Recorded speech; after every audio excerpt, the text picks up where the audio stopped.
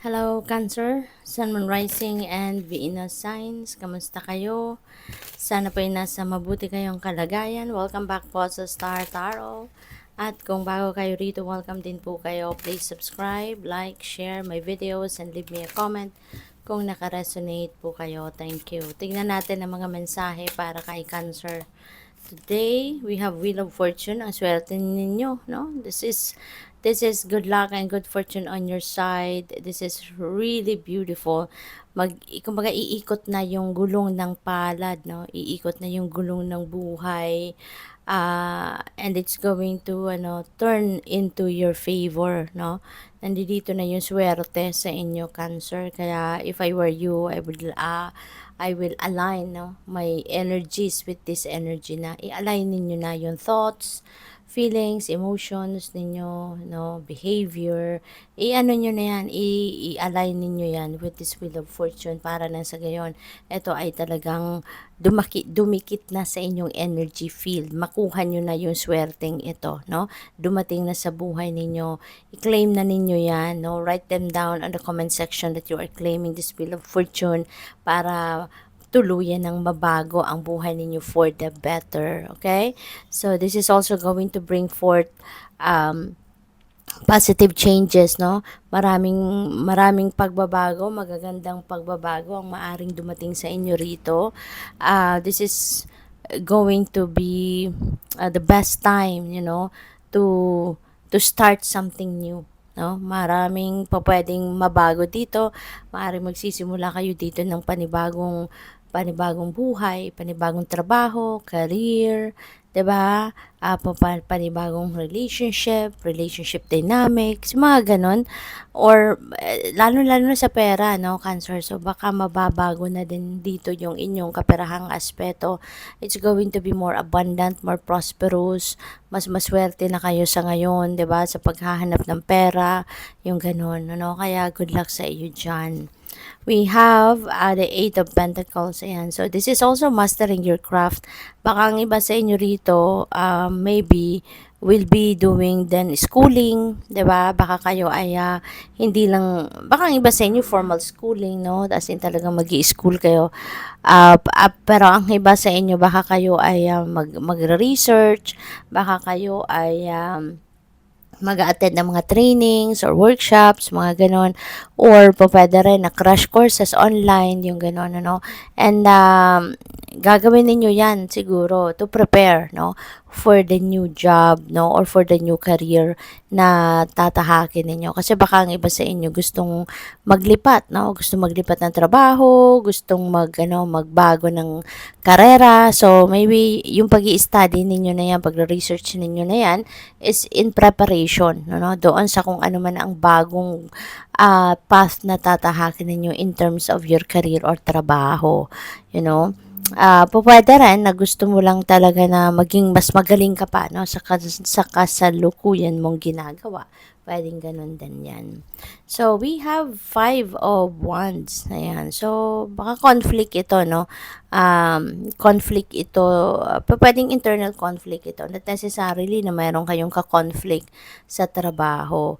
Pwede rin na internal conflict ito. Baka mayroon kayong yung dami siguro ninyong gustong alamin, gustong matutunan, gustong aralin, 'di ba? So maaring doon kayo nagkakaroon ng conflict sa isip ninyo kung ano yung uunahin ninyo.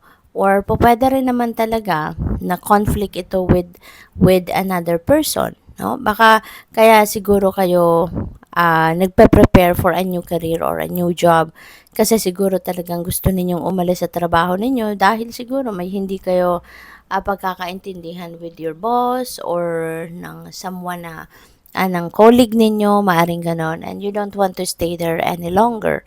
So, pwedeng ganon din ang ganap dito for some of you. But of course, hindi yan mensahe para sa lahat, ha? Just take what resonates with you. So, by the way, maraming salamat, no, for subscribing to my channel. And if you haven't subscribed yet, subscribe na po kayo.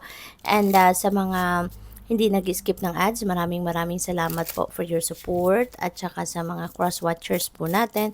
Maraming salamat po for being here. And available na din ito sa podcast, no? Yung readings natin. So, pwede na rin ninyo mapakinggan yan through podcast. So, we have ship. Ayan. So, travel, no? This is time for travel for some of you. Wheel of Fortune also, meron din travel energy yan. So, most likely talaga babiyahe ang iba sa inyo dito for whatever reason, ano. Kayo ay maaaring merong pupuntahan, meron kayong bibisitahin, maaaring meron kayong baka ano din yan, opportunity, no? Baka travel, ito related sa opportunity. Baka mangingibang bansa kayo, no? Pwedeng ganun. So, depende yan sa inyong sitwasyon. Pwede rin na mayroong mga accomplishments and achievements kayong makakamit sa ngayon, Cancer. Kaya good luck din sa inyo. So, what else? We have star. This is really beautiful. Kasi sa star, ayan, no, naka-align, no, nag-a-align ng mga stars sa inyo sa ngayon because meron na kayong mga parang divine timing has come, no?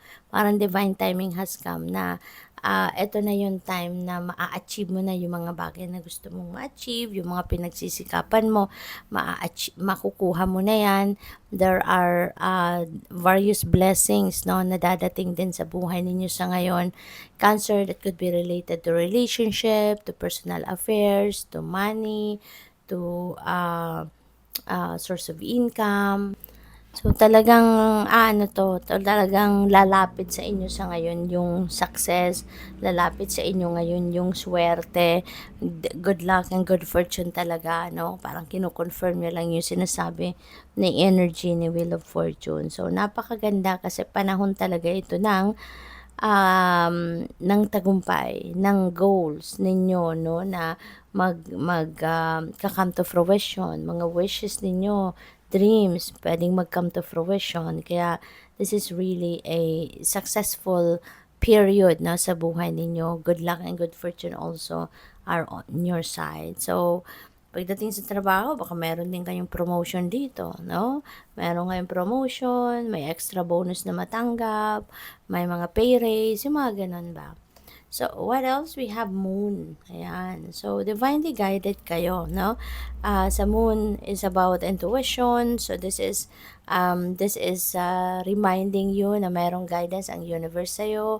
Pakinggan mo ito, i-access mo itong guidance na to because that's going to be your 24/7 guide, no? At papakinggan ninyo to, susundin ninyo, makakasiguro kayo na mapupunta talaga kayo sa tamang daan at talagang makakamit ninyo yung swerte, yung gano'n. Kaya importante, no, na yan ay